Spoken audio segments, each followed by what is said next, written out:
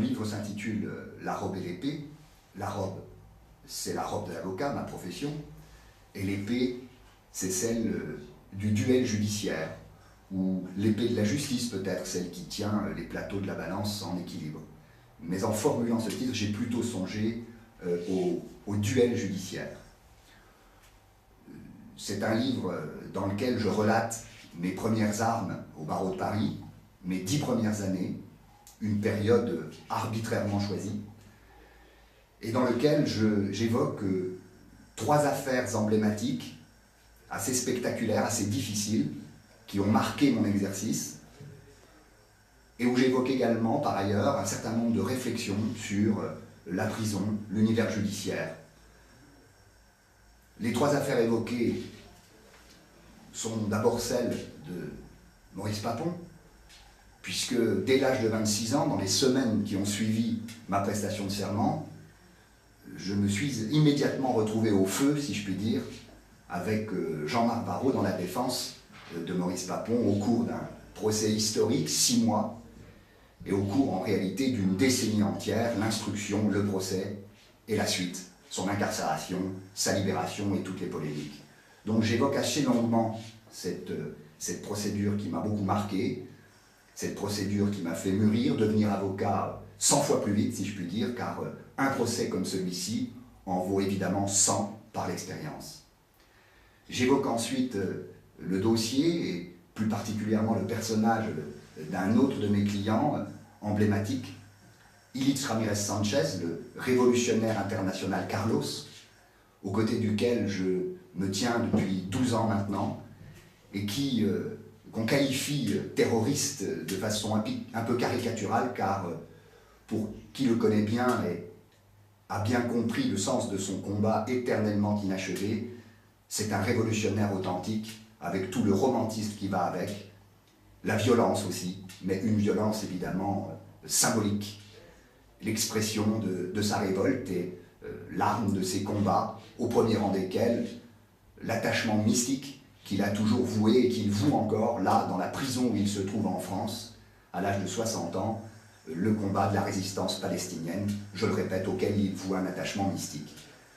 Je parle beaucoup de ce personnage, d'un voyage au Venezuela que j'ai accompli il y a une dizaine d'années, où j'ai rencontré son père, ses frères, où j'ai mieux compris la construction de celui qui allait devenir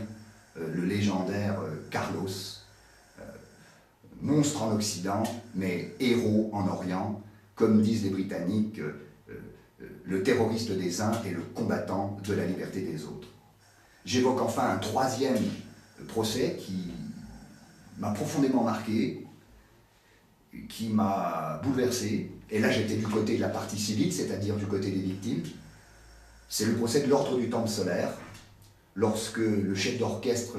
Michel Tabachnik a été jugé à Grenoble en 2001. J'ai dû me plonger, m'immerger dans un monde ésotérique, un monde fou, pour essayer de comprendre, et je crois être parvenu finalement à percer les arcanes de cette secte, qui en réalité vouait un culte à Lucifer. La bonne connaissance du dossier permet de mettre en exergue cette analyse qui, pour être originale, en est pour autant très proche de la réalité. Ayant évoqué ces 3 procès, ces 3 affaires qui m'ont particulièrement marqué au cours des 10 premières années de mon exercice au barreau de Paris, j'évoque aussi, dans de nombreux chapitres, des réflexions sur l'univers judiciaire, notamment, de façon assez longue, l'univers carcéral, la prison. Je parle même, au risque de choquer parfois, d'une poésie carcérale, puisqu'on rencontre au fond des prisons des gens malheureux, des gens qui souffrent, qui souffriront et qui souffriront toujours, mais on rencontre aussi des personnes d'exception,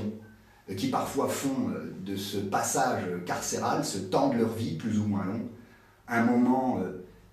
grâce auquel ils rebondissent, ils se transfigurent pour en réalité s'accomplir. Ce sont des cas rares. J'ai vu des gens s'effondrer en prison, j'ai vu des gens être indifférents à la prison, c'est rare, mais j'ai vu des gens véritablement être transfigurés par la période d'isolement et d'incarcération. J'évoque également le combat judiciaire en général, le rapport avec les juges, et mon attitude, mon rapport à mes clients, la façon dont j'envisage le rapport entre l'avocat et le client, qui doit être un rapport non pas distant, non pas fusionnel non plus, mais en tout cas un rapport où existe l'empathie,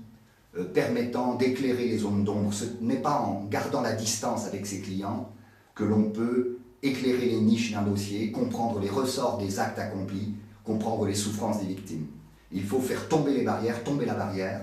cette paroi de verre entre l'avocat et son client pour pouvoir bien défendre cette personne, qu'elle soit accusée ou victime d'ailleurs. Je termine en disant que ce livre, parfois, paraît-il, a des accents romanesques. On m'a parlé de roman professionnel, ce qui me paraît excessif, mais peut-être est-ce dû au fait que j'évoque des voyages, certains voyages exotiques, ayant toujours un lien plus ou moins lointain avec mes affaires, Istanbul, la Turquie, le Venezuela, l'Amérique du Sud. J'évoque aussi parfois, ce qui peut surprendre, des émotions personnelles liées à ma vie privée, une rupture, un amour, des choses qui paraissent ne rien avoir à faire dans un livre comme celui-ci, mais qui pour moi sont essentielles, car la vie privée, les émotions de la vie privée, peuvent avoir une influence dans un sens ou dans un autre, dans la façon d'appréhender son métier, dans sa façon de l'exercer.